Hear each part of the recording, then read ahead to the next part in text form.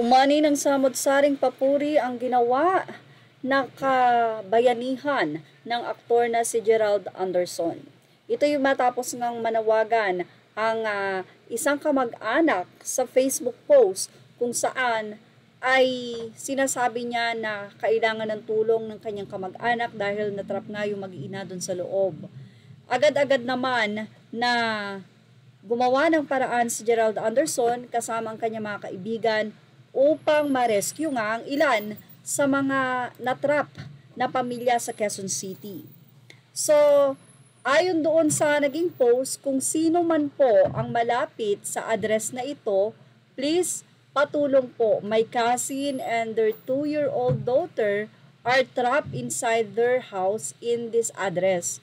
So, nakalagay doon sa Mat Street Corner, Biak na Bato, Quezon City. And mukhang nabasa ito ng aktor at mukhang malapit nga doon si Gerald Anderson. Actually, marami ang nag-leak na video kung saan nakita nga nila na itong si Gerald hindi makapasok sa gate. Actually, tinawid niya yung gate na tusok-tusok na napakadelikado. So, pwedeng-pwede talagang madisgrasya si Gerald, 10 ng kanyang mga kasama sa ginawa niyang pag-rescue dahil malay natin may mga live wire din doon sa nasabi nga pong baha. Dahil halos parang ilog na nga hanggang lieg actually yung nasabing nilanguyan ni Gerald Anderson para lang masalba ang buhay ng mga natrap doon na mag-ina sa nasabi nga pong bahay. Marami ang pumuri kay Gerald Anderson at sinabi nila na nakakatuwa at kasalu-saludo nga daw ang kabayanihan na ipinakita na ito ng aktor na hindi alantana na pwedeng kapalit ng kanyang pagsabak sa nasabing baha ang kanyang buhay. Actually, kinomfort pa nga ni Gerald Anderson ang nasabing bata at siguro natuwa ang bata doon sa mga naging pahayag at pakikiusap sa kanya ng aktor, kaya naman kinalaunan sumama rin ang bata at syempre ang kanyang ina.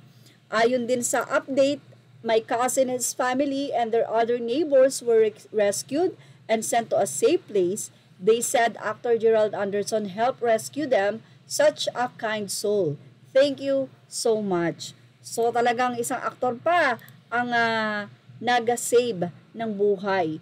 Walang katumbas ang ginawang ito ni Gerald Anderson, pagkilala o ano pa mang award na pwedeng ibigay sa kanya. Wala itong katumbas dahil ang isinakripisyo ni Gerald Anderson dito ay ang kanyang buhay. So nakaka-proud naman ang nasabi nga pong boyfriend ng isang Julia Barreto. For sure ay proud na proud dito si Julia sa ginawa ng kanyang nobyo. Say nga ng mga netizens, saludo kami sa iyo, Mr. Gerald Anderson. Sana marami pa ang katulad mo na may mga mabubuting puso. So hindi talaga natin pwedeng husgahan ng isang tao kung paano ba siya maging mabuting tao. And for Gerald Anderson, talaga namang salute sa iyo, sir. Napakatindi ng ginawa mong sakripisyo at ilaan ang buhay mo 10 ng iyong mga kaibigan o kasama na nag-rescue. Siyempre hindi lang naman po si Gerald ang nandun.